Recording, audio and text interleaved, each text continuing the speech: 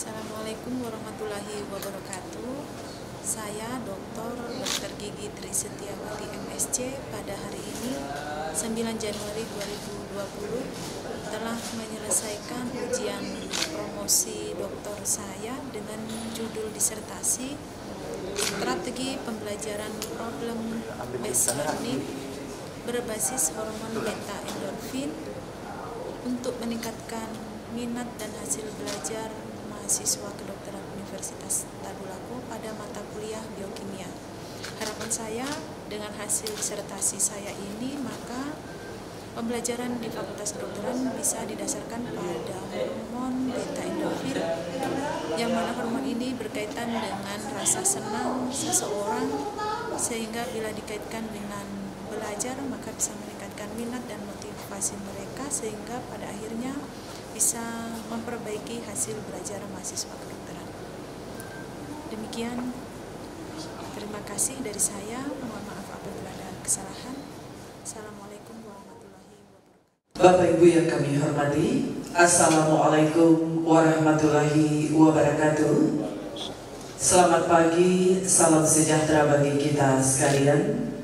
Dengan senantiasa memohon rahmat Allah Subhanahu wa Ta'ala, Tuhan Yang Maha Esa, pada hari ini, Kamis tanggal 9 Januari tahun 2020, sidang ujian terbuka promosi doktor pada program studi ilmu pendidikan sains pasca sarjana Universitas Tadulako atas nama Promovenda Tri Setiawati dengan judul Strategi Pembelajaran Problem Based Learning berbasis hormon beta endorfin untuk meningkatkan minat dan hasil belajar mahasiswa kedokteran Universitas Tadulako pada mata kuliah biokimia dimulai.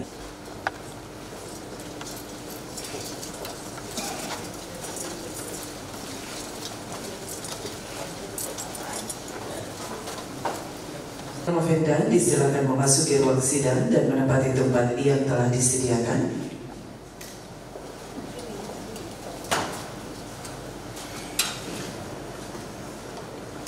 Assalamualaikum warahmatullahi wabarakatuh.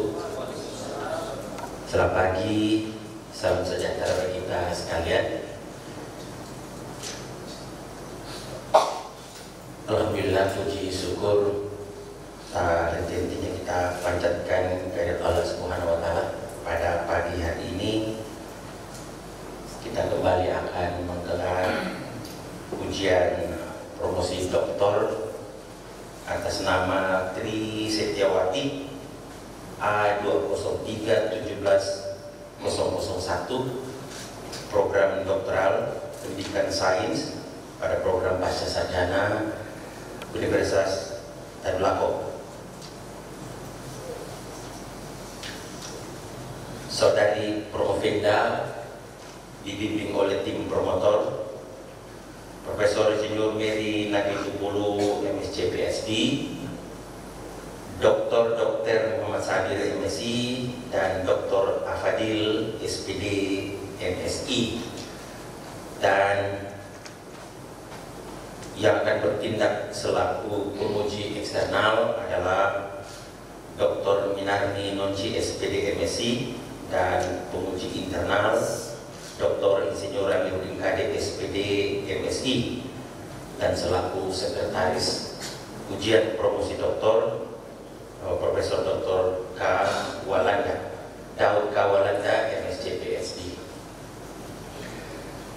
Bapak Ibu sekalian yang saya hormati, tim penguji sudah lengkap, kemudian juga keluarga sudah hadir menyaksikan jalannya sidang. Mudah-mudahan ini bisa berlangsung dengan baik. Baik, dengan mengucapkan Bismillahirrahmanirrahim, ujian promosi doktor atas nama Promovenda Tri Setiawati A203-17001 dengan resmi saya nyatakan dibuka. Sebelum kita lanjutkan ke sesi berikutnya dalam ujian promosi doktor pada pagi menjelang siang hari ini. Terlebih dahulu kami beri kesempatan kepada Ketua Tim Promotor Profesor Zulmedi Nadi Sepuluh MSc PhD untuk menyampaikan pertanggungjawaban akademik saudari Promopinda. Dan sidang Bapak Ibu hadirin dan keluarga yang berbahagia, sebagai Ketua Promotor Promopinda yaitu Saudari Tri Setiawati, kami akan menyampaikan pertanggungjawaban akademik sebagai berikut.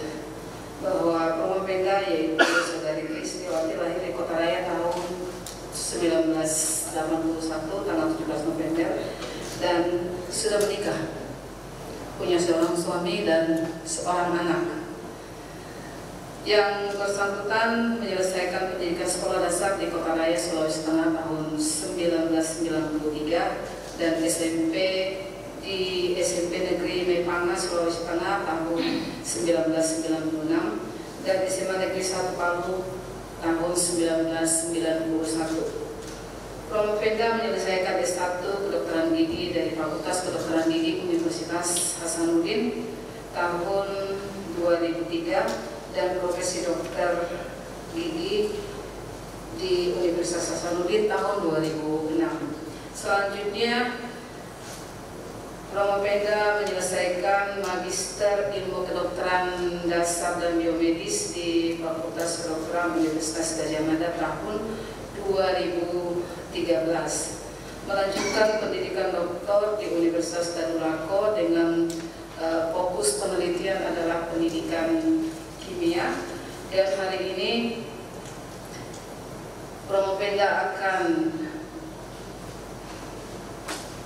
menyampaikan sanggahan-sanggahan terhadap menyampaikan pertanggungjawaban terhadap sanggahan-sanggahan yang akan disampaikan oleh tim penguji, di mana penelitian dan disertasi yaitu berjudul Strategi Pembelajaran PBL atau Problem Based Learning berbasis hormon beta endorfin untuk meningkatkan minat dan hasil belajar mahasiswa kedokteran Universitas Tadulako pada mata kuliah biokimia.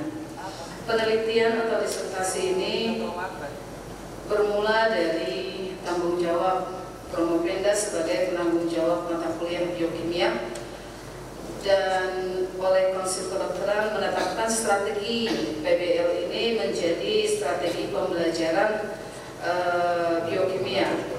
Namun faktanya bahwa banyak mahasiswa FK Unpad mulai tidak berminat mempelajari biokimia secara konten, tetapi lebih menginginkannya secara klinis. Hal inilah yang menjadi fokus penelitian Promopinda selama mengikuti pendidikan doktor untuk bagaimana supaya strategi PBL ini dapat meningkatkan minat dan hasil belajar mahasiswa FK khususnya mata kuliah biokimia. Keberhasilan strategi PBL dalam pembelajaran berbasis model dan gaya belajar itu sudah sangat banyak dilaksanakan, tetapi PBL berbasis hormon endorfin baru dilakukan kali ini, dan inilah yang menjadi novelty atau kebaruan daripada penelitian ini. Hal yang ditemukan oleh Promopinda adalah membuat 3 klasifikasi kadar endorfin mahasiswa Fakultas Kedokteran, dan ini nanti akan dijadikan menjadi rujukan dalam pembentukan kelompok belajar di FK. Dan sebagai hasil penelitian, sebagian dari hasil penelitian sudah dipublikasikan pada International Journal of Multidisciplinary and Career Education Research Volume 2 isu pertama tahun 2020, atau tepatnya terbitnya 2 hari yang lalu, dengan judul Problem Based Learning Strategy to Improve Medical Students' Interest in Biochemistry Course based on Beta Endorphin Hormones, dan publikasi yang lainnya sedang dalam tahap penyelesaian. Sebelum Promopinda masuk dalam sidang promosi hari ini, kami sudah melaksanakan 2 kali FGD dan validasi perangkat pembelajaran yang dilakukan oleh tim ahli untuk penyempurnaan hasil penelitian atau disertasi ini. Itu sebabnya pada hari ini kami mengajukan di hadapan sidang yang mulia untuk promosi doktor dari saudari Promopenda atau saudari Tri Setiawati, dan kami sangat yakin dan terlalu yakin bahwa Promopenda mampu memberikan jawaban-jawaban untuk sanggahan yang akan disampaikan oleh tim penguji. Demikian pertanggungjawaban akademik yang kami sampaikan untuk dan atas nama Saudari Tri Setiawati, dan selanjutnya kami kembalikan kepada persidangan.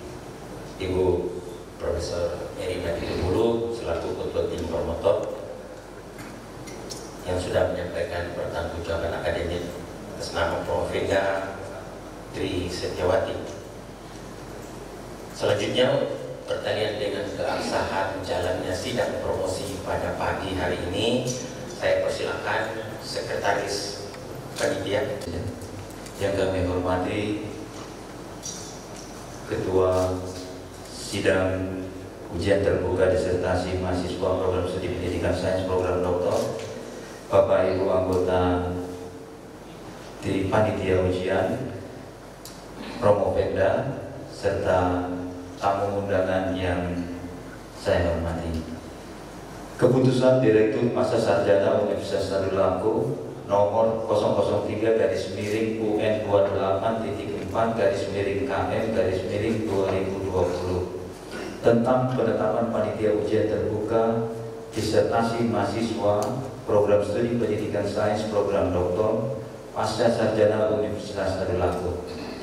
Direktur Pasca Sarjana Universitas Tadulako membaca dan seterusnya, menimbang dan seterusnya, mengingat dan seterusnya, memutuskan menetapkan: pertama, mahasiswa peserta ujian disertasi di bawah ini nama Tri Setiawati, stambuk A203-17001, program studi pendidikan sains program doktor, judul disertasi Strategi Pembelajaran Problem Based Learning atau PBL berbasis hormon beta endorfin untuk meningkatkan minat dan hasil belajar mahasiswa kedokteran Universitas Tadulako pada mata kuliah biokimia.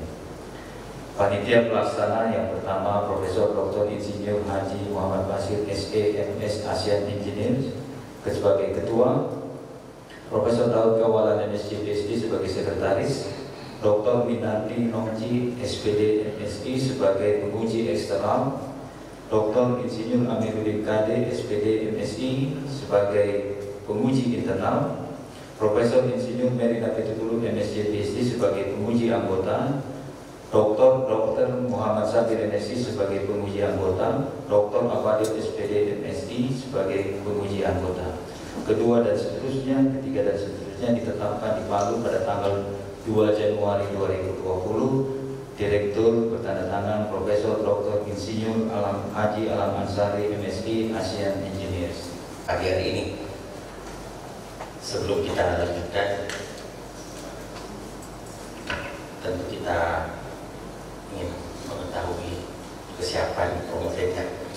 Apakah saudara Promopenda siap lahir batin untuk diuji pada hari ini? Terima kasih. Saya mohon untuk pindah ke podium dan kami beri waktu 10 sampai maksimal 15 menit untuk menyampaikan pokok-pokok pikiran. Assalamualaikum warahmatullahi wabarakatuh dan selamat pagi. Yang saya hormati, yang sangat terpelajar, Profesor Dr. Insinyur Haji Muhammad Basir SE MS Asian Engineer. Yang saya hormati, yang sangat terpelajar, Profesor Daud K. Walanda MSc PhD. Yang saya hormati, yang terpelajar, Ibu Dr. Hajah Minardi Nongji SPD MSI. Yang saya hormati, yang terpelajar, Dr. Insinyur Amiruddin KD SPD MSI. Yang saya hormati, yang sangat terpelajar, Profesor Insinyur Merina Pitupulu MSc PhD. Yang saya hormati, yang terpelajar, Dr. Muhammad Sabir MSI, dan yang saya hormati yang terpelajar Bapak Dr. Afadil SPD MSI. Terima kasih atas kesempatan yang diberikan kepada saya untuk mempresentasikan hasil penelitian disertasi saya yang berjudul Strategi Pembelajaran Problem Based Learning atau PBL berbasis hormon beta endorfin untuk meningkatkan minat dan hasil belajar mahasiswa kedokteran Universitas Tadulako pada mata kuliah biokimia. Sebagai pendahuluan, kami menyajikan bahwa proses pendidikan kedokteran di seluruh fakultas kedokteran yang ada di Indonesia telah ditetapkan oleh Konsil Kedokteran Indonesia, terdiri atas 2 program studi. Program studi S1 dan program studi profesi dokter. Pada program studi S1 ada tahap mata kuliah yang terkelompok pada preklinik dan paraklinik. Pada tahap preklinik inilah ada 9 mata kuliah yang disajikan kepada mahasiswa S1,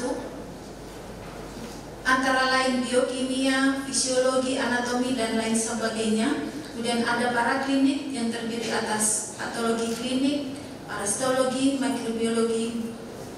Kemudian mahasiswa akan dilanjutkan pada fase profesi dokter, yaitu koas, di mana mereka akan berpraktek langsung kepada pasien di puskesmas dan rumah sakit yang ada di Sulawesi Tengah. Kemudian mereka akan menempuh ujian kompetensi mahasiswa program studi dokter yang terdiri atas CBT, yaitu ujian berbasis komputer, dan OSCE atau Objective Structure Clinical Examination.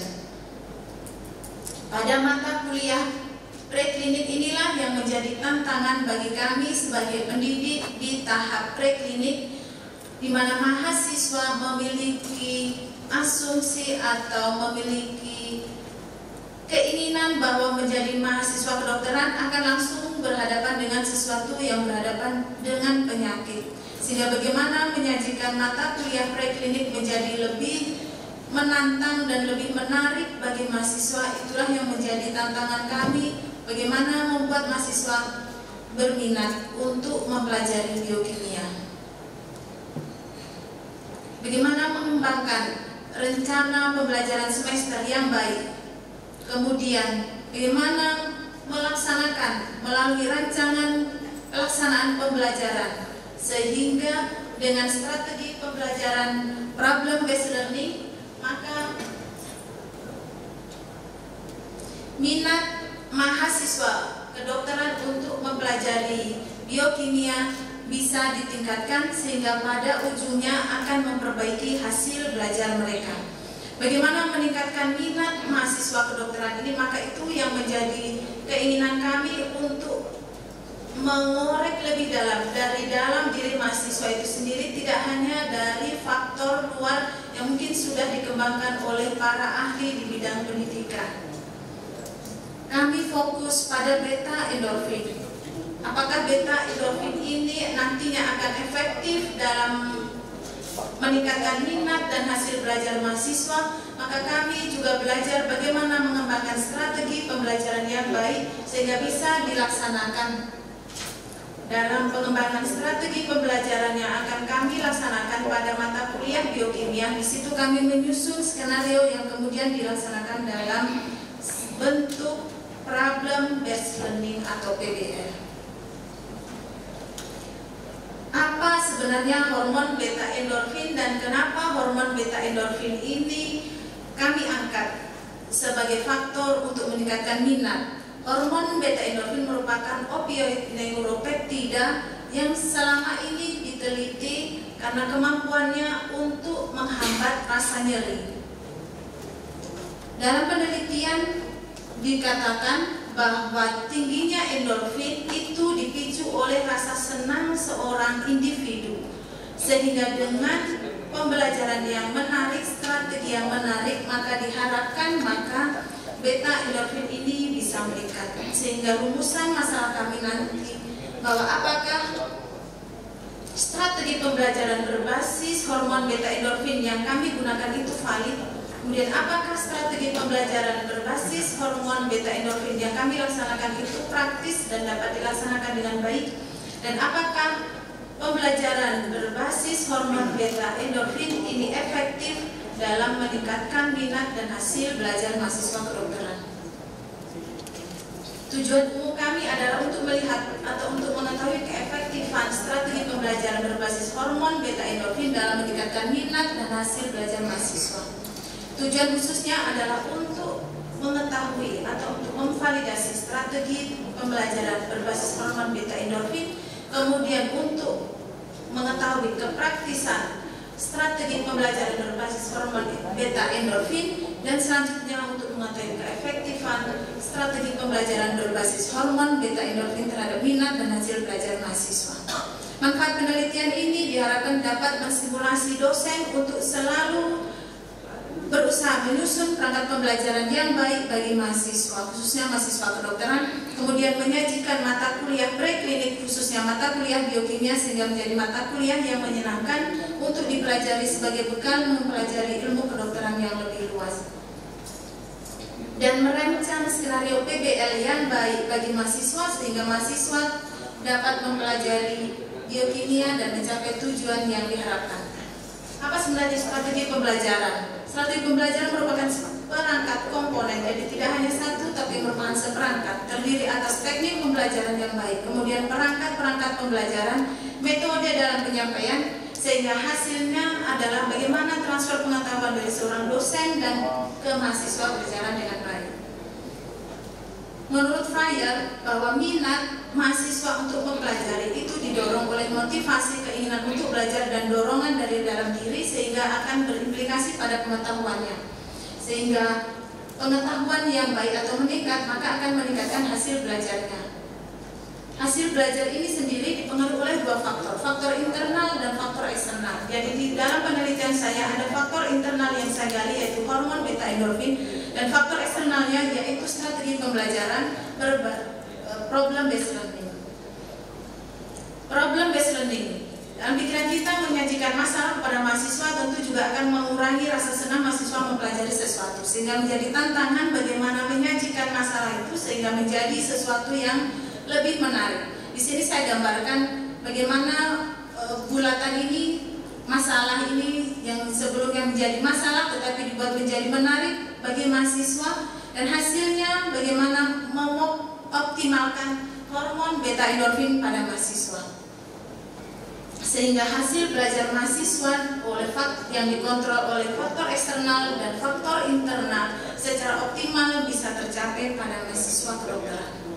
Secara teori, dan itu sudah sangat dibuktikan bahwa di dalam tubuh kita sekresi hormon endorfin ini dipicu oleh aktivitas, baik itu olahraga atau memakan makanan yang pedas, hubungan sosial yang harmonis, tertawa, dan rasa senang, itu bisa memicu hormon beta endorfin. Jadi tidak hanya sebagai neurotransmitter yang bisa mengurangi depresi dan rasa nyeri, hormon ini diketahui bisa juga mengurangi gangguan autisme dan gangguan depersonalisasi pada pasien dengan gangguan skizofrenia. Hormon ini dilepaskan ke sistem sirkulasi darah melalui atau dihasilkan oleh kelenjar hipofisis anterior atau pituitary anterior. Sekresi hormon endorfin tidak keluar dengan sendirinya, tetapi memerlukan reseptor, yaitu prekursor pro-opiomelanokortin, di mana reseptor ini terdiri dari 241 asam amino yang akan dikonvertasi menjadi 93 sehingga nantinya akan aktif untuk menstimulasi hormon beta endorfin. Hormon endorfin ada 3 tipe, ada beta, gamma, dan alfa. Dari komposisinya, hormon beta endorfin memiliki asam amino yang lebih banyak sehingga lebih stabil di dalam sirkulasi dan lebih bertahan dalam menjalankan fungsinya. Ini saya gambarkan dari salah satu gambar di mana hormon beta endorfin bersama dengan hormon neurotransmitter lainnya yaitu dopamin, dia disekresi di fungsi kelenjar hipofisis anterior. Berdasarkan strategi pembelajaran yang saya sampaikan tadi, maka hipotesis penelitian saya bagaimana apakah strategi pembelajaran berbasis hormon beta endorfin itu valid, kemudian praktis untuk dilaksanakan. Dan hipotesis saya yang ketiga adalah bahwa strategi pembelajaran PBL berbasis hormon beta endorfin efektif meningkatkan minat dan hasil belajar mahasiswa. Metode penelitian yang saya gunakan adalah eksperimental semu dengan variabel terdiri atas perangkat pembelajaran, strategi pembelajaran, dan variabel terikatnya adalah minat dan hasil belajar mahasiswa serta hormon endorfin itu sendiri. Minat mahasiswa diukur menggunakan kuesioner yang saya bagikan dan bisa diunduh oleh mahasiswa kedokteran melalui web. Dan analisis kadar hormon beta endorfin saya lakukan di laboratorium biokimia dengan metode ELISA menggunakan antibodi beta endorfin dengan nomor katalog IHO696 dengan satuan pikogram per mililiter. Aplikasi atau pemeriksaan ini kami lakukan di serum meskipun bisa diambil dari plasma dan jaringan yang dihomogenisasi. Hasil belajar diukur dengan menggunakan hasil ujian CBT dalam bentuk soal MCQ. Pada pelaksanaannya, hormon beta endorfin kami lakukan pengukuran terlebih dahulu sebagai data pre-pelaksanaan. Kemudian mahasiswa dibagi menjadi kelompok berdasarkan hormon beta endorfin, kemudian mahasiswa terpapar atau kita berikan skenario terkait dengan beberapa mata kuliah yang telah disajikan, kemudian melaksanakan kegiatan diskusi mulai dari pengajuan pertanyaan untuk kemudian menganalisis masalah skenario dan mampu membahas apa yang tercantum dalam skenario ini. Maka hasil penelitian setelah pelaksanaan PBL, hasil dari validasi terhadap perangkat-perangkat pembelajaran yang saya gunakan dikatakan valid. Kemudian hasil dari pelaksanaan dari observer selama pelaksanaan PBL itu di mata kuliah biokimia dapat dilaksanakan dengan baik. Kemudian keefektifan. Di keefektifan ini kami mengelompokkan, kami mendapatkan bahwa mahasiswa dengan kadar hormon endorfin di atas 137 itu sangat banyak, paling banyak, yaitu 55 mahasiswa dari 83. Kemudian hasil dari uji Kruskal-Wallis yang saya tampilkan juga ada di ringkasan, bahwa ditemukan bahwa P kurang dari 0,05 sehingga dikatakan bahwa hipotesis kerja diterima, artinya bahwa terdapat perbedaan kadar hormon endorfin sebelum dan setelah pelaksanaan PBL. Kemudian pengaruh hormon endorfin terhadap minat diperoleh juga bahwa P kurang dari 0,05, artinya bahwa terdapat perbedaan tingkatan minat berdasarkan tingkatan hormon beta endorfin. Minat tertinggi juga pada mahasiswa dengan tingkat hormon endorfin lebih dari 137 pikogram per mililiter.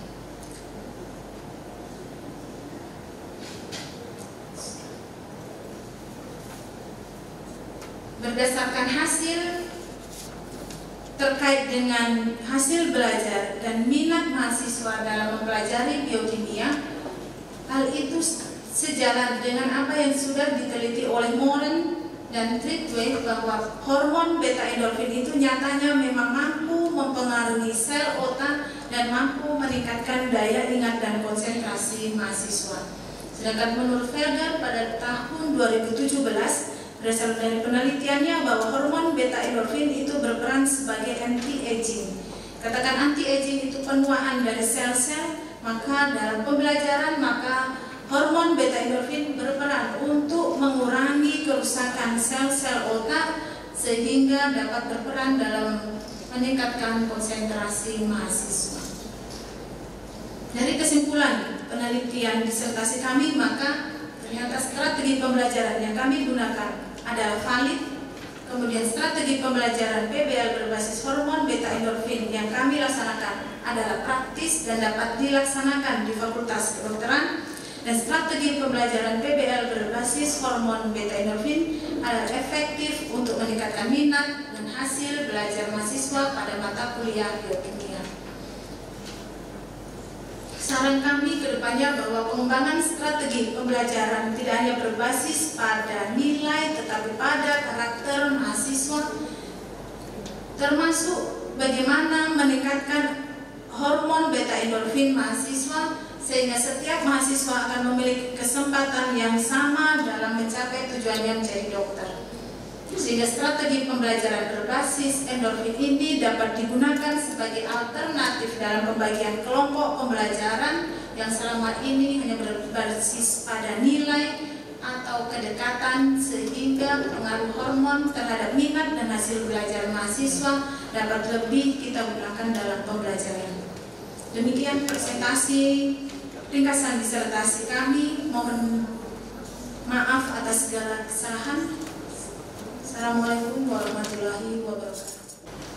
Apa yang sudah dipresentasikan.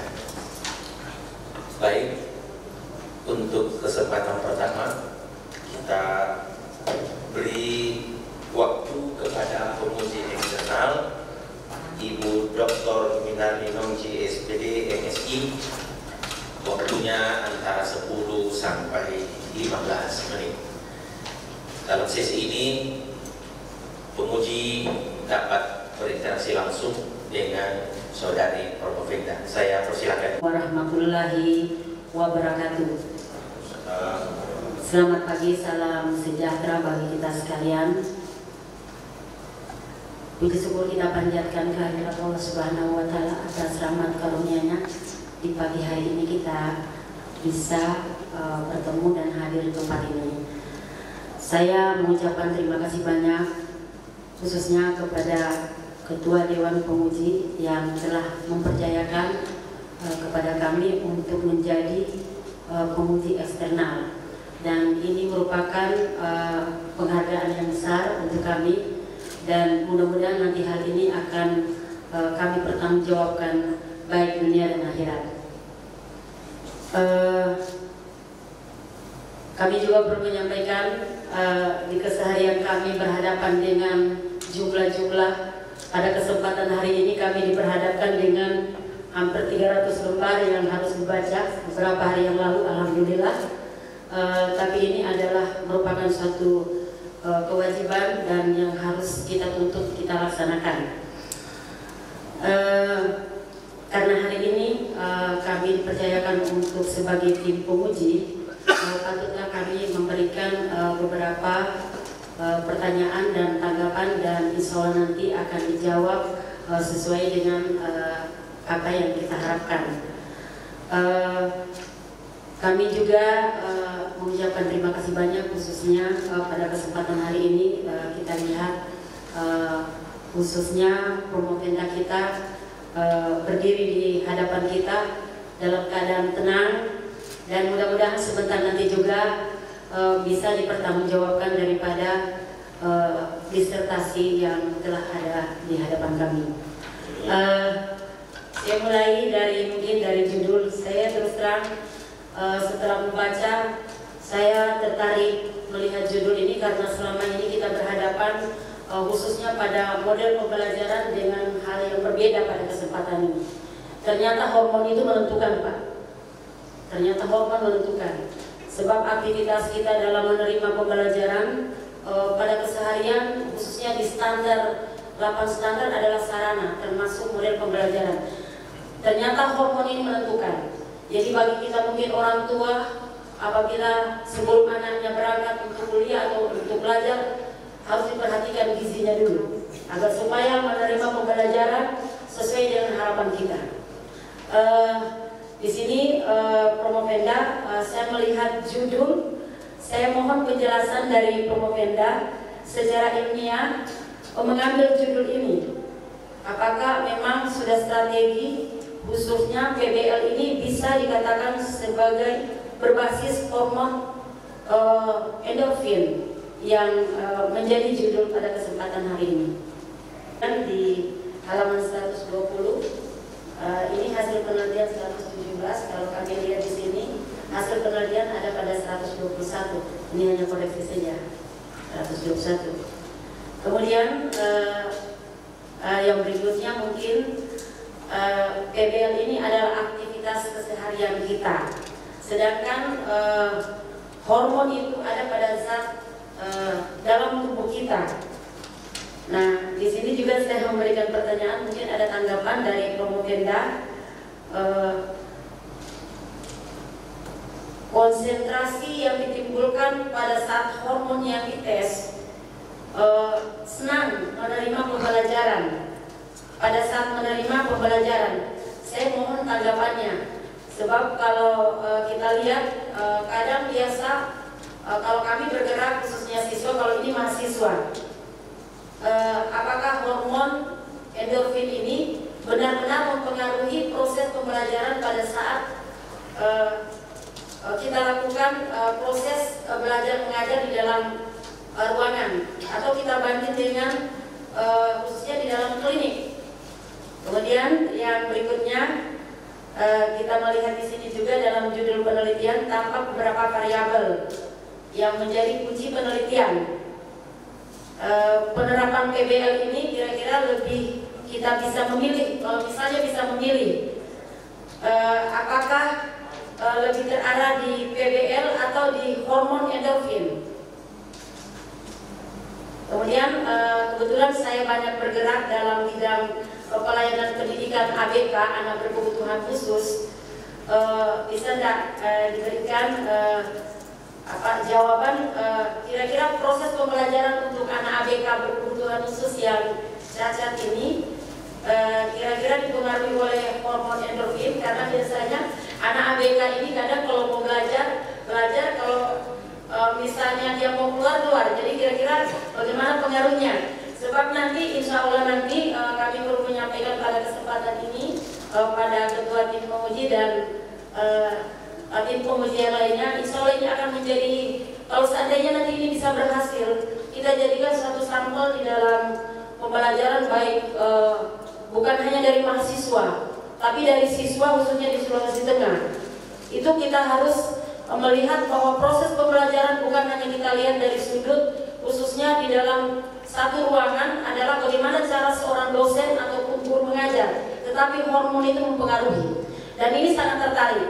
Dan saya mohon izin ketua tim penguji, hari ini saya membawa khususnya dari Radar Sulteng. Ini ada Radar Sulteng, saya minta diliput untuk ujian pada hari ini, dan insya Allah akan kami laporkan kepada pemerintah daerah. Apabila ini berhasil, kita jadikan sebagai rujukan dan sampel dan model. Jadi mudah-mudahan nanti insya Allah bisa disampaikan secara argumen oleh Promopenda, dan ini kita bisa jadikan sampel. Dan kami mungkin yang terakhir adalah saran agar supaya nanti disertasi ini kita bukan hanya teori, tetapi kita jadikan praktek di lapangan. Kita jadikan praktek di lapangan akan hal ini menjadi manfaat. Jadi inovasi yang kita lakukan itu akan menjadi manfaat, dan bukan hanya jangka pendek menengah, tapi jangka panjang. Dan yang terakhir yang lebih penting, wabillahi taufiq wal hidayah. Wassalamualaikum warahmatullahi wabarakatuh. Kenapa strategi pembelajaran PBL berbasis hormon beta endorfin ini kami angkat? Pembelajaran biokimia yang selama ini merupakan pembelajaran berbasis masalah, di mana mahasiswa dihadapkan pada suatu masalah yang akan mengarahkan mereka pada suatu diskusi, sehingga mereka mampu menganalisa dan memahami penyelesaian masalah tersebut, tidak hanya dari pemaparan dosen di dalam ruang kuliah. Sehingga metode yang selama ini dijalankan secara konvensional, yaitu teacher center learning, itu diubah menjadi student center learning dengan metode strategi PBL. Nah, hormon beta endorfin ini kami angkat karena merupakan opioid atau hormon yang memang secara alami sudah diproduksi di dalam tubuh kita. Tetapi yang menjadi target adalah apakah hormon ini rendah ataukah hormon ini tinggi. Karena secara teori hormon endorfin yang konsentrasinya tinggi di dalam sirkulasi itu bisa meningkatkan rasa senang. Jadi mahasiswa yang merasa senang pada saat dia belajar, maka sudah bisa kita asumsikan bahwa kadar hormon endorfinnya tinggi. Pada saat kadar hormon endorfinnya tinggi, maka secara otomatis sel-sel otak pada mahasiswa tersebut tereksitasi untuk bisa menyerap pembelajaran atau materi yang diberikan dengan lebih baik. Kemudian memiliki daya ingat dan konsentrasi yang lebih baik dibandingkan dengan mahasiswa dengan kadar hormon endorfin yang rendah. Seperti itu. Kemudian apakah konsentrasi hormon endorfin ini pada mahasiswa? Ya, bahwa hormon endorfin yang tinggi itu akan mempengaruhi konsentrasi mahasiswa di dalam kelas. Mahasiswa yang kadar hormon endorfinnya meningkat, maka dia akan merasa senang. Maka dengan metode pembelajaran yang menarik yaitu PBL, di mana mahasiswa akan berhadapan dengan temannya dalam berdiskusi, bukan dosen yang menjelaskan. Pada umumnya kalau kita amati mahasiswa di dalam kelas, dia akan merasa mengantuk pada saat kita menjelaskan. Pada saat itulah sebenarnya hormon endorfin itu turun pada posisi terendah. Bisa jadi karena dosennya dalam menyampaikan itu monoton atau materinya yang kurang menarik. Sehingga bagaimana materi yang kurang menarik tetapi ini harus tersampaikan pada mahasiswa, itu dapat membuat mereka selalu terjaga.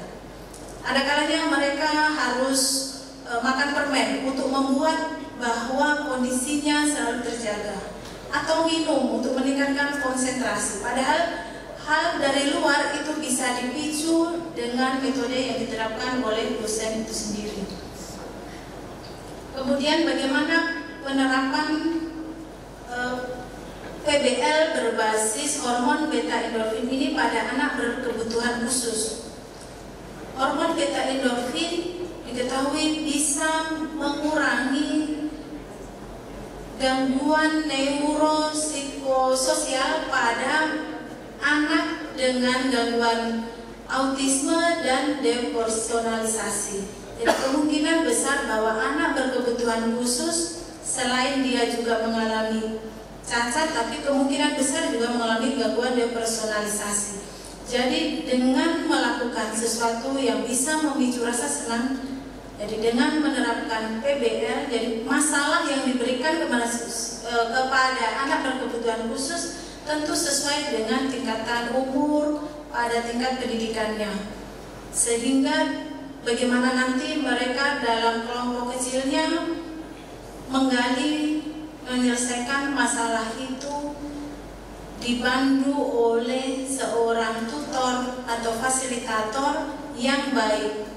Dan sampai sudah diterapkan PBL, tetapi gaya tutor dalam memfasilitasi kegiatan PBL itu sama dengan gayanya pada saat penyampaian kuliah di ruang kuliah, sehingga peran tutor dalam pelaksanaan PBL ini juga harus diperhatikan bahwa bukan berbasis pada teacher, tapi berbasis pada student. Demikian jawaban dari kami. Untuk di Fakultas Kedokteran sendiri, maka hasil dari penelitian saya bisa kami rekomendasikan bahwa pembelajaran biokimia yang sekarang ini konvensional mungkin bisa dirubah menjadi metode PBL. Dan pertanyaan dan sangkanya, saya kira Prof. Veda sudah memberikan juga jawaban yang baik. Selanjutnya saya persilahkan Bapak Dr. Insinyur Aniruddin KD SPD MSI. Karena beliau ini penguji internal, waktunya 3 menit. Yang saya hormati Ketua Dewan Penguji, seluruh tim penguji, para hadirin, dan terutama kepada Promovenda. Namanya Promovenda. Ya, kemarin Promovendus, di tempat ini juga kemarin ada Promovendus. Jadi kadang saya lupa da atau dus. Ya, Saudari Promovenda yang sangat terpelajar dan berbahagia hari ini, bisa minum dulu kalau memang sedikit. Dah, biasa. Endorfin sekarang lagi maksimal atau turun?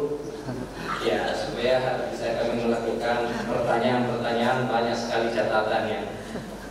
Yang pertama, saya sangat berterima kasih dan memberikan apresiasi yang besar kepada saudari Promovenda bahwa saya mengikuti Anda dari sejak seminar proposal sampai dengan hari ini selaku oponen penguji. Saya melihat perkembangannya luar biasa. Sebagai seorang sarjana kedokteran dan hari ini memperoleh sebagai doktor dalam bidang pendidikan adalah sesuatu yang luar biasa yang ada pada diri saudari Promovenda. Selama ini, karena saya juga adalah doktornya pendidikan, yang saya tahu itu kan sebuah kesenangan itu dalam pembelajaran dibangun dari sebuah strategi. Ternyata ada faktor internal dalam tubuh peserta didik yang sangat perlu diperhatikan.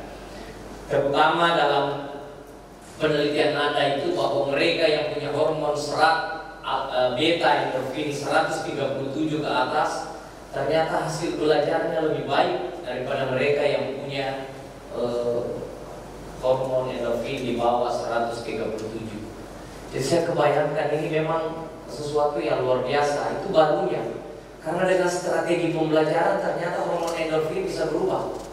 Kan selama ini dalam teori-teori yang pernah Anda sebutkan dalam suatu bahwa hormon endorfin itu diubah dengan olahraga, dengan makan makanan yang enak. Ternyata strategi pembelajaran yang dilakukan dosen itu dalam sebuah penelitian yang pernah saya baca, ada juga mahasiswa itu baru dia dengar nama dosennya sudah sakit kepalanya sebelah. Jadi belum mengajar dosennya, belum tahu teori apa, strategi apa yang digunakan, itu sudah sakit sebelah.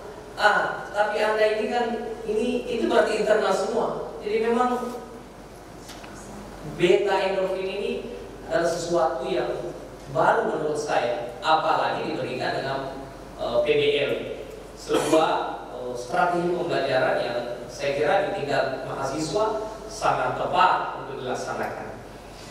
Saya melihat di disertasi Anda itu bahwa beta endorfin itu dapat mengurangi rasa nyeri, dapat mengurangi stres, dapat meningkatkan mood, dapat memperbaiki imunitas, memperbaiki sel otak, dan yang terakhir yang paling bagus adalah anti penuaan. Makanya saya tanya, ada nggak makanannya ini untuk anu? Nggak usah strategi pembelajarannya, makanannya yang untuk memperbaiki beta endorfin. Dan berapa lama beta endorfin itu bisa berubah? Kan saya senang hari ini misalnya ibu dokter yang mengajar saya lalu menggunakan PBL, saya senang. Sampai kapan beta endorfin yang 137 tadi itu atau lebih, begitu dites kembali sudah 100. Iya. Terutama ibu dan wanita juga perlu ini diberitahu karena selalu turun endorfinnya kalau tanggal tua. Nah, jadi supaya selalu endorfin itu juga dalam konteks 137 ke atas itu. Saya kira itu Ibu Dokter, terima kasih dan luar biasa Anda memberikan jawaban-jawaban ke penguji eksternal tadi seperti sudah ahli pendidikan. Jadi jangan dia lupa dokter giginya. Saya kira terima kasih. Assalamualaikum warahmatullahi wabarakatuh. Dengan fungsinya dengan baik, yaitu meningkatkan mood, mengurangi rasa nyeri. Hormon beta endorfin akan disekresi tergantung pada reseptor yang memicunya, sehingga pada saat tubuh kita mengalami suatu injury, maka akan memicu pelepasan sitokain. Sitokain itulah antara interleukin 6 yang akan memicu POMC, akan memberi signal ke hipotalamus. Hipotalamus akan memerintahkan kelenjar hipofisis anterior untuk melepaskan hormon beta endorfin. Seperti itu mekanismenya secara teori. Dan vitaminnya? Kemudian untuk vitamin sebenarnya semua produk makanan yang baik secara otomatis dalam jumlah cukup akan meningkatkan kadar hormon endorfin, sehingga semua makanan yang dapat dimetabolisme, tetapi umumnya kita akan terpicu dengan cepat oleh makanan yang mengeksitasi reseptor untuk memicu kelenjar hipofisis, antara lain makanan yang pedas atau coklat. Kemudian tertawa, sehingga meskipun sedih berusaha untuk tertawa itu secara otomatis bisa meningkatkan kadar hormon endorfin. Dan bagaimana kadar hormon endorfin ini apakah bertahan? Maka pada saat sampai masa yang dibutuhkan, jadi secara teori hormon beta endorfin sama seperti hormon-hormon dopamin yang lain. Jadi dia memberikan feedback positif. Di sekresi 1 dia akan memicu sekresi lainnya menjadi 2, menjadi 3, menjadi 5, menjadi 4. Pada saatnya tubuh kita akan mengkompensasi bahwa cukup dan dia akan turun seperti itu. Ketika tubuh kita tidak mampu mengkompensasi, maka yang terjadi juga hal yang negatif, seperti penderita autisme pada kondisi yang tidak terkontrol, sehingga penderita autisme salah diberikan makanan terlalu banyak, dia terlalu suka, maka dia akan menjadi hiperaktif dan akan lebih susah untuk dikendalikan karena hormon beta endorfinnya gitu. Sehingga hormon beta endorfin untuk orang dengan metabolisme normal maka bisa dipicu dan tubuh kita akan mengkompensasi atau memberikan signal cukup, seperti itu. Cukupnya itu ada di reseptor di hipotalamus yang akan memerintahkan kepada enzim yang tadi memecah POMC sehingga menjadi tidak aktif, sehingga hormon endorfin tidak akan disekresi lagi. Itulah kita bisa tidur. Kemudian dan hormon ini tidak hanya endorfin saja yang berperan, tetapi ada hormon lainnya yang bekerja bersama dengan endorfin. Endorfin akan bekerja dengan hormon sikardian atau hormon yang bekerja dengan ritme, yaitu hormon kortisol, sehingga dia pada mulai jam 9 malam, mulai dari jam 6 sore itu akan turun kadarnya. Kemudian dia akan meningkat lagi pada pukul 8 pagi dan seterusnya. Sehingga pada kondisi normal tubuh kita akan mengkompensasi naik dan turunnya kadar hormon endorfin. Demikian. Profesor Daud Kawalan dari SCPSI. Terima kasih pada Ketua Dewan Pembina yang kami hormati Prof. Hendra. Kita melihat bahwa topik ini sangat sangat serasi antara pendidikan dengan kedokteran, karena selama ini berbicara tentang pendidikan itu adalah faktor luar terus, ya kan, dari guru, model pembelajarannya, tapi ini pembahasannya melibatkan internal dari mahasiswa. Namun yang kami lihat juga ini ada pertentangan antara kewajiban pembelajaran atau rekomendasi pembelajaran menggunakan PBL masalah dengan endorfin. Biasanya orang kalau dikasih masalah, maka endorfinnya itu pasti akan turun. Inilah yang saya ingin dapatkan gambaran dari Prof. Hendra, apa strateginya? Karena judulnya kan tadi strategi. Apa strateginya supaya selama pembelajaran ini endorfinnya itu usahakan jangan terlalu rendah sekali, karena nanti akan mengantuk dan sebagainya. Misalnya, apakah strateginya ini maksudnya misalnya apakah disuruh nonton dulu Mr. Bean atau apa, ya kan, supaya ketawa-ketawa atau gimana? Atau kalau misalnya ada seperti itu, apakah ini di awal atau setelah diberikan masalahnya? Terima kasih. Yang masalah pada mahasiswa kedokteran ketika saya melakukan penelitian ini. Pelaksanaan PBL menurut teori Dewey dan Harden itu dilaksanakan dalam kelompok kecil atau antara 3 sampai 12 mahasiswa, sehingga bukan dalam kelompok besar, sehingga kemungkinan mahasiswa akan berinteraksi sesama mahasiswa, maka itu akan lebih baik. Berdasarkan penelitian bahwa peer teaching atau pembelajaran dengan teman sebaya itu efektif dalam meningkatkan kemampuan analisis mahasiswa dibanding teacher centered learning. Pelaksanaan PBL pada saat saya melakukan, maka saya mengadopsi beberapa teori tentang PBL dan strategi pembelajaran, sehingga teacher centered learning juga kami lakukan untuk membekali mahasiswa dengan teori tentang apa yang akan dibahas dalam masalah, sehingga mahasiswa kita berikan mata kuliah biokimia, beberapa judul, beberapa topik. Kemudian pada pertemuan berikutnya kita berikan skenario. Skenario itu kita bagikan dan mereka baca dalam kelompok itu, sehingga ada pertanyaan kenapa seperti ini, apa yang mempengaruhi. Itulah yang membawa semangat baru dalam pembelajaran. Jadi bukan monoton dari dosen ke mahasiswa, tapi peer, sehingga peer teaching gabungan itulah yang kami terapkan, sehingga nyatanya bahwa metode ini efektif untuk membangkitkan semangat mereka dan tidak mengantuk selama 2 jam pembelajaran penyelesaian masalah ini. Seperti demikian, Prof. Kemudian apakah masalah bisa menurunkan kadar endorfin? Maka tergantung pada penyajian masalahnya. Jadi masalahnya bukan kita berikan dalam bentuk pertanyaan. Misalnya mata kuliah tentang mineral, kita tidak mineral dan hormon yang mengatur tentang mineral. Kita tidak menyajikan dalam apakah yang mengontrol hipertensi adalah mineral apa yang terlibat dalam hipertensi. Natrium, bukan seperti itu, tetapi kita menyajikan dalam bentuk narasi.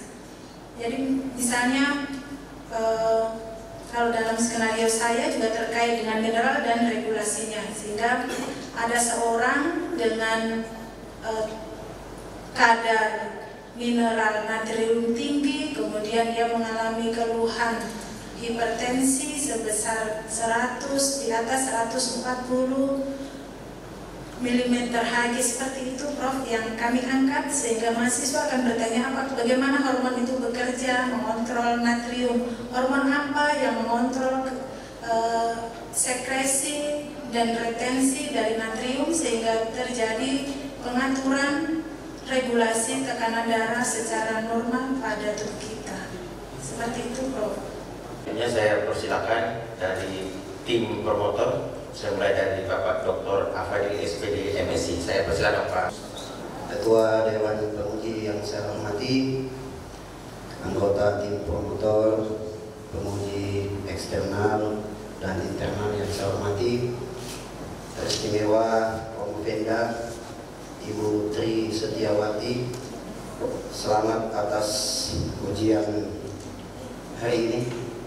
Keluarga yang berbahagia serta hadirin yang sempat hadir dalam ujian promosi pada hari ini. Sebelumnya saya ucapkan terima kasih kepada Promovenda yang begitu luar biasa. Jadi saya sebagai tim promotor bangga melihat bagaimana Promovenda memberi jawaban, memberi tanggapan atas semua pertanyaan tadi dengan menghubungkan antara bidang ilmu kedokteran dengan strategi pembelajaran dengan pendidikan, luar biasa. Dan memang selama proses pembimbingan Promovenda ini berusaha semaksimal mungkin untuk bagaimana mempelajari bidang pendidikan, khususnya strategi pembelajaran dikaitkan dengan ilmunya. Ya, selamat Ibu Promovenda. Kita kasih aplaus dulu Bapak Ibu. Ada yang ingin saya dengarkan dari Ibu, mungkin bisa sampaikan kepada semua yang hadir. Bisa dijelaskan kira-kira kelebihan dari temuan Promovenda ini yang bisa diekspos, khususnya tadi ada keinginan sampai ke Pemda dan sebagainya, mungkin bisa dipertajam lagi dari temuan Ibu ini, kelebihannya di bagian mana, dan pastinya juga ada kelemahan. Ya, bisa juga disampaikan kelemahan itu saran tindak lanjutnya seperti apa terkait dengan bagaimana berusaha meningkatkan minat dan hasil belajar dihubungkan dengan enzim hormon beta endorfin. Kemudian yang kedua, bisa juga dijelaskan tentang apakah keadaan beta endorfin dalam tubuh ini yang sebagai pemicu internal itu dipengaruhi oleh waktu dan dosen. Dan apakah bisa juga diterapkan untuk semua mata kuliah yang ada di kedokteran khususnya yang 9 kali. Nah, ini mungkin yang saya ingin dengarkan dari Ibu. Terima kasih. Saya tentang pelaksanaan strategi pembelajaran problem-based learning berbasis hormon beta endorfin. Kelebihannya bahwa setiap mahasiswa memiliki potensi yang sama dalam mempelajari sesuatu. Pada umumnya kita berpatokan bahwa mahasiswa dengan nilai yang tinggi atau dengan IQ yang tinggi itu hanya mereka-mereka yang bisa atau mampu untuk mempelajari, khususnya mempelajari ilmu kedokteran. Sehingga dengan adanya mahasiswa yang masuk di Fakultas Kedokteran dengan IQ yang bervariasi, sehingga menjadi tanggung jawab kami dari input yang berbeda-beda itu bagaimana menghasilkan output dengan standar yang sama. Pada umumnya berbasis nilai tidak ada salahnya karena itu juga berdasarkan penelitian bahwa metode itu berhasil untuk meningkatkan mahasiswa dengan nilai atau hasil belajar yang sebelumnya rendah. Maka kami mencoba pendekatan lain di mana mahasiswa dengan nilai atau kemampuan yang lebih rendah itu memiliki rasa percaya diri yang sama dengan melihat dari dalam dirinya yaitu endorfinnya. Apakah sebenarnya kemampuan dia untuk mempelajari sesuatu itu sebenarnya dipicu oleh ketidaksenangannya dalam mempelajari kedokteran? Apakah dipicu oleh dosennya? Itu adalah hal-hal yang tidak terukur dalam penelitian saya dan itu merupakan kelemahan. Karena pada saat saya melakukan ini, saya hanya berdasarkan pada minat mahasiswa mempelajari biokimia. Kelebihan lainnya dengan memperhatikan pada hormon beta endorfin, maka mahasiswa yang kurang senang bisa kita picu semangatnya sehingga dia menjadi lebih senang dan otomatis hormonnya bisa meningkat. Pada saat hormonnya meningkat, maka konsentrasinya untuk mempelajari khususnya kedokteran itu bisa menjadi lebih baik dibandingkan tidak ada upaya kita untuk bagaimana meningkatkan kadar hormon endorfinnya.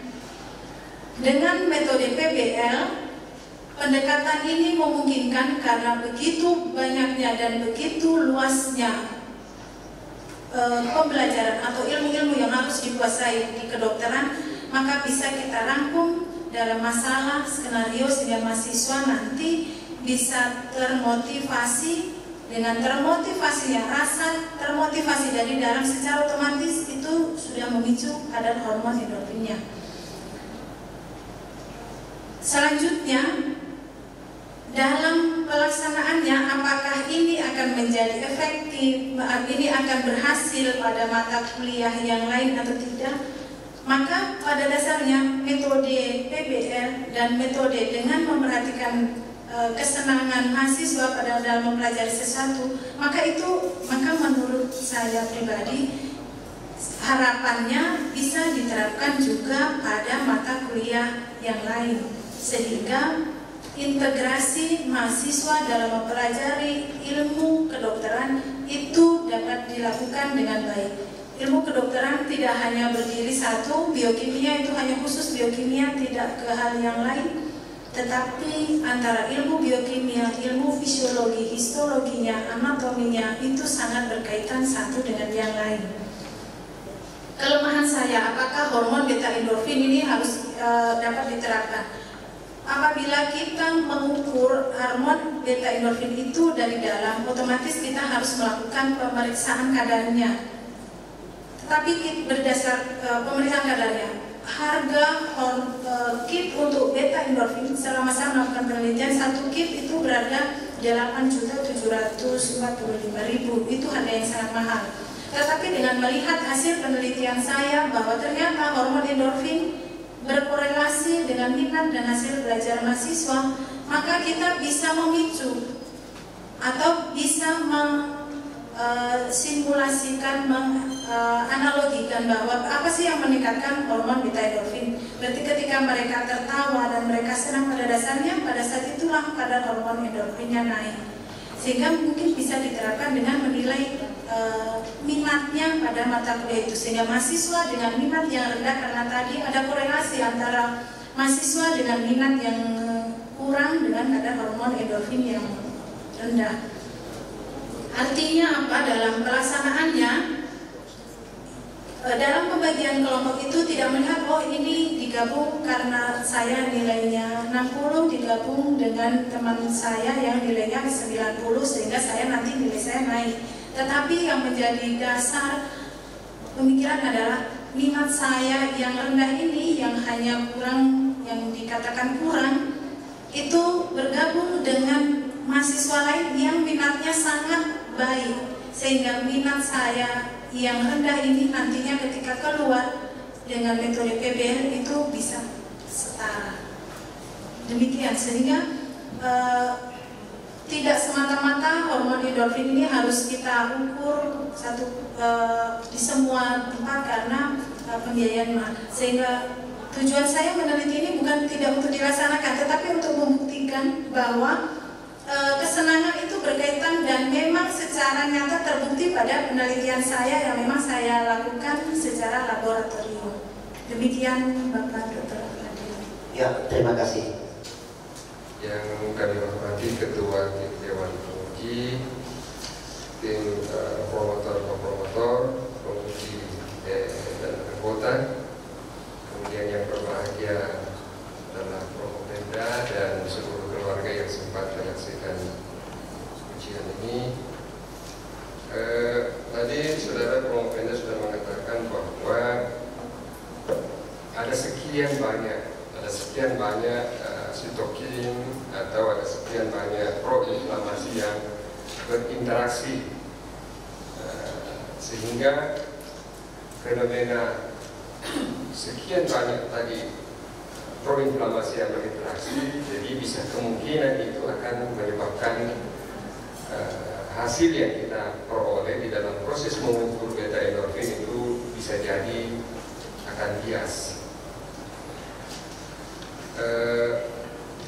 Kalau tadi Promopenda mengatakan bahwa dengan strategi pembelajaran yang dilakukan berbasis masalah tadi, kan ini yang diukur adalah peserta didik.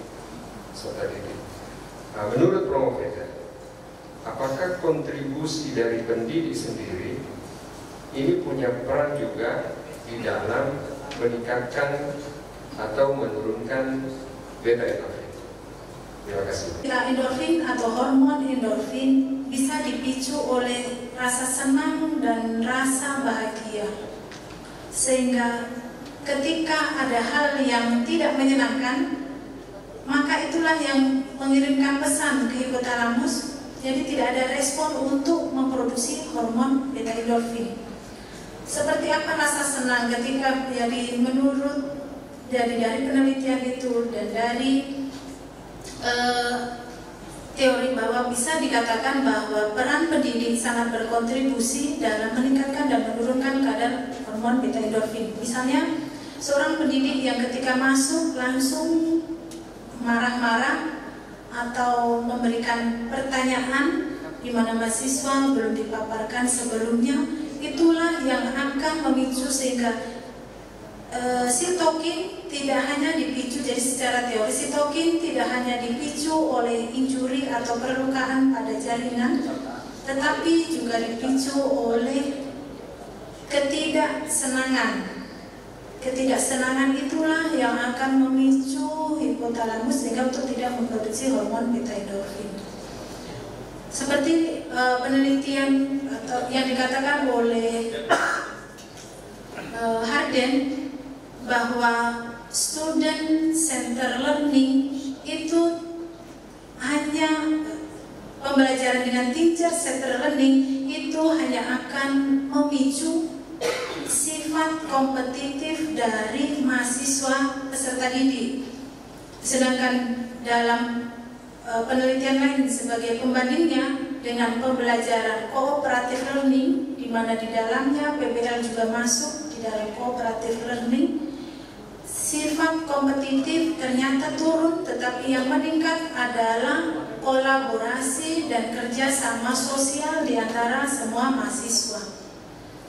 Bagaimana peran dosen untuk mempertahankan kondisi ini tetap bertahan sehingga dari dalam dirinya, dari dalam tubuh mahasiswa itu hormon beta endorfinnya stabil, tentu tidak dipicu dengan justru bersikap sebagai tutor atau dosen yang diktator, tetapi memberikan keluasan kepada mahasiswa selama dalam proses PBL itu berjalan, sehingga hal-hal yang justru akan menimbulkan rasa tidak senang atau rasa takut itu bisa dikurangi, dan pada akhirnya dari dalam diri mahasiswa itu bisa meningkat dan baik untuk dirinya sendiri. Seperti itu jawaban saya, Bapak Dr. Sabir. Terima kasih Ketua Sidang. Singkat saja yang mau saya tanyakan, dan saya juga mengharapkan jawaban yang singkat, karena selama pembimbingan Promopenda sudah sangat menunjukkan kemajuan dan pemahaman materi yang sangat luar biasa. Jadi pertanyaan ini cukup dijawab dengan satu kata saja. Apakah selama dalam pelaksanaan penelitian Promopenda menemukan satu atau adakah penyimpangan terhadap kadar endorfinnya mahasiswa yang tidak sesuai dengan minatnya? Misal kadar endorfinnya 137, tapi ternyata mahasiswanya tidak sedang gembira. Demikian. Database-nya tidak saya tampilkan, tetapi kalau kita amati perkembangannya mahasiswa satu, kita ikuti kadar hormon endorfinnya tinggi, tetapi minatnya rendah. Itu ada, tetapi secara statistik hal itu tidak kami dapatkan, karena secara statistik hormon yang tinggi itu minatnya tinggi. Tetapi kalau diamati satu persatu, memang ada ditemukan mahasiswa dengan minat rendah hormonnya tinggi. Karena saya juga akan memberikan penilaian, tapi nilainya sudah saya store. Jadi Promopenda jawab saja, nilai tidak akan berubah. Promopenda ini calon PhD atau filosofi of dokter. Saya tidak masuk di soal-soal hormonal ini, tapi saya ingin melihat konstruksi berpikir kaitannya dengan metodologi yang digunakan. Posisi PBL secara statistika dia adalah faktor stimulus. Sikap gembira, bahagia, tertawa, dan hormon endorfin itu sama-sama penerima stimulus.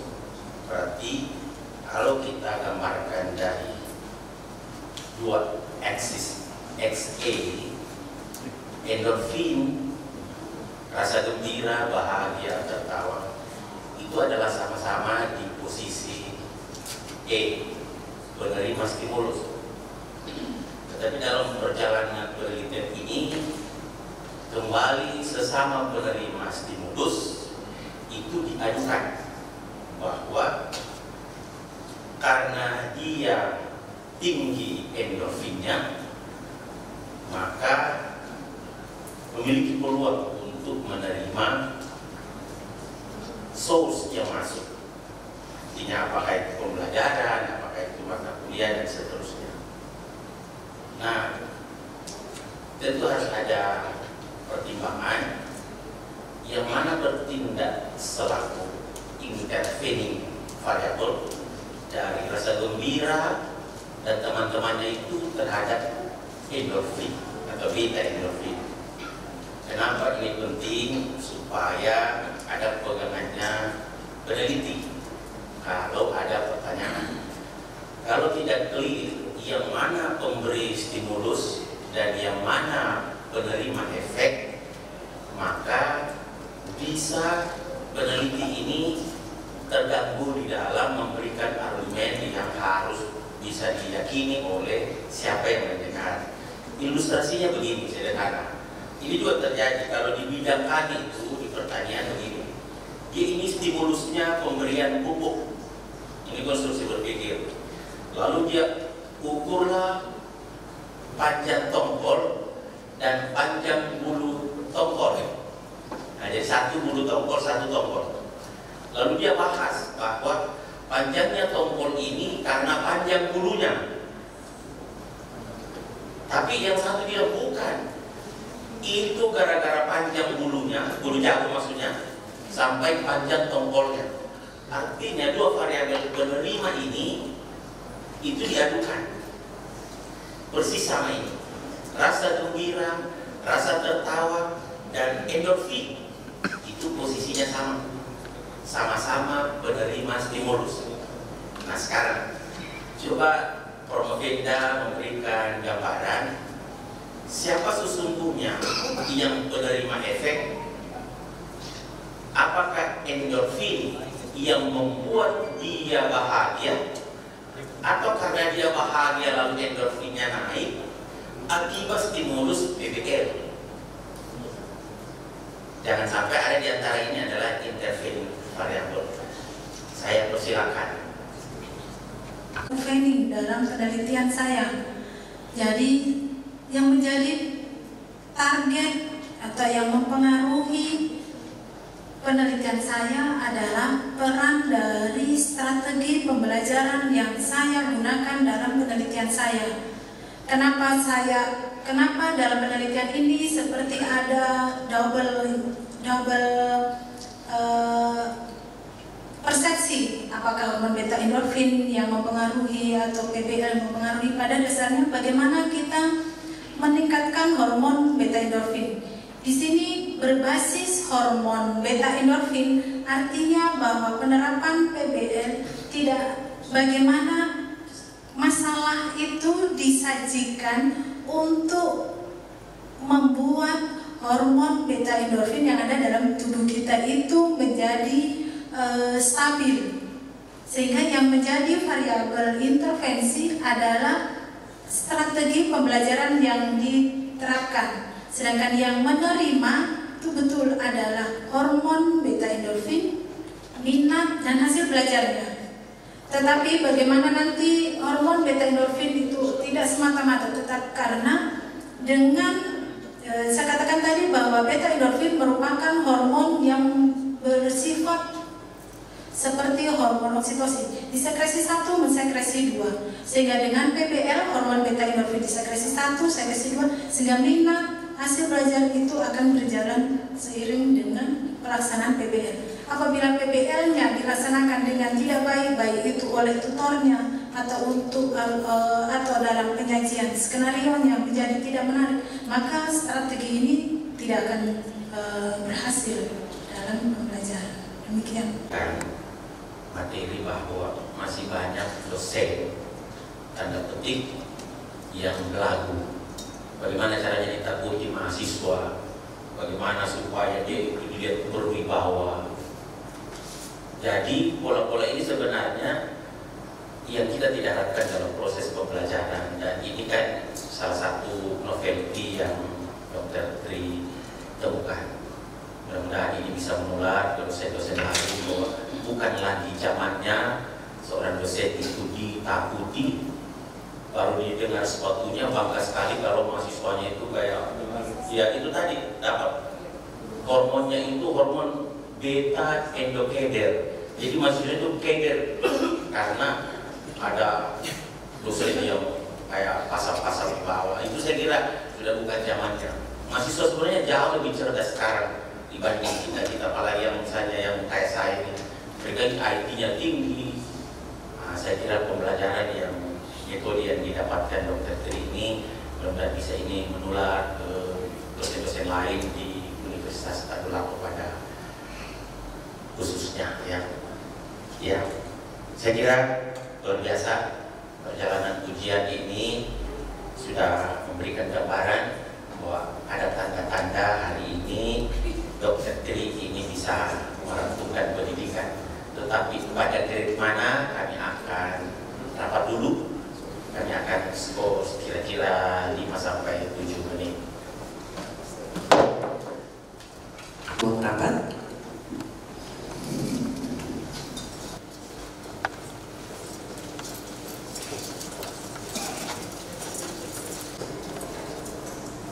Promovenda disilakan kembali memasuki ruang sidang dan menempati tempat semula. Selanjutnya sidang ujian terbuka promosi doktor kembali. Skor sidang saya buka kembali. Alhamdulillahirrahmanirrahim. Setelah dilakukan rapat tim penguji sedikit alot, tetapi akhirnya sampai pada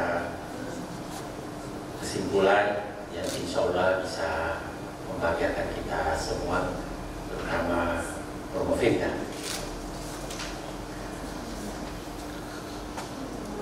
Setelah tim penguji mempertimbangkan semua aspek, baik aspek tulisan, penyampaian gagasan, etika dalam memberikan tanggapan, dan juga kemampuan untuk menjabarkan konten dari disertasi yang dipertahankan pada hari ini, maka Dewan Penguji bersepakat Saudari Promovenda dinyatakan lulus dengan nilai A.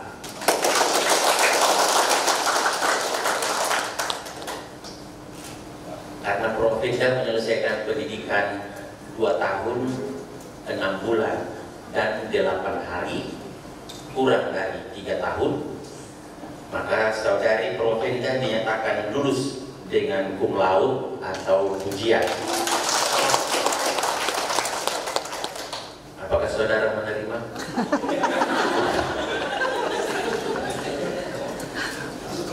Untuk itu kami mengundang ke depan untuk menandatangani berita acara ujian terbuka program doktoral. Mundur sedikit ya. Ya.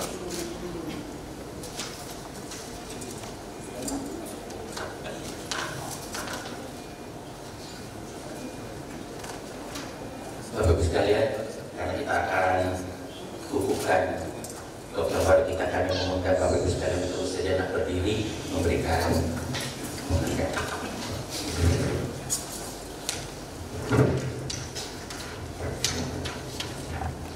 Bismillahirrahmanirrahim. Saya selaku ketua ujian doktoral pada hari ini melantik dan membubuhkan Saudari Tri Setiawati menjadi doktor dalam bidang pendidikan sains, konsentrasi pendidikan kimia. Semoga Allah Subhanahu wa Ta'ala menerima amalan saudara sebagai amalan jariah yang akan saudara abdikan pada pengembangan ilmu pengetahuan nusa bangsa dan agama. Semoga saudara tetap mempertahankan integritasnya sebagai seorang doktor. Untuk itu kami ucapkan selamat.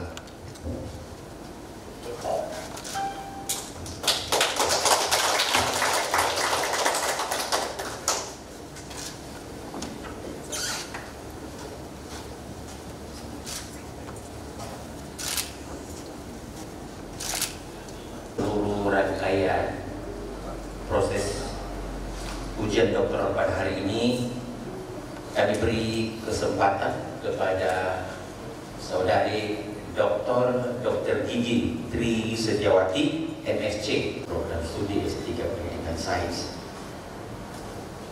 Mudah-mudahan ini adalah awal kebangkitan, jadi bukan akhir dari segalanya. Mudah-mudahan jenjang pendidikan tertinggi yang diraih hari ini mendapat berkah dari Allah Subhanahu wa Ta'ala. Selamat untuk keluarga, selamat untuk Fakultas Kedokteran,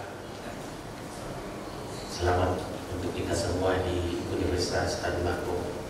Mudah-mudahan kolega lain juga segera bangkit dan melanjutkan pendidikan ke jenjang doktoral di bidang yang diminati. Saya kira demikian. Seluruh rangkaian sudah berakhir.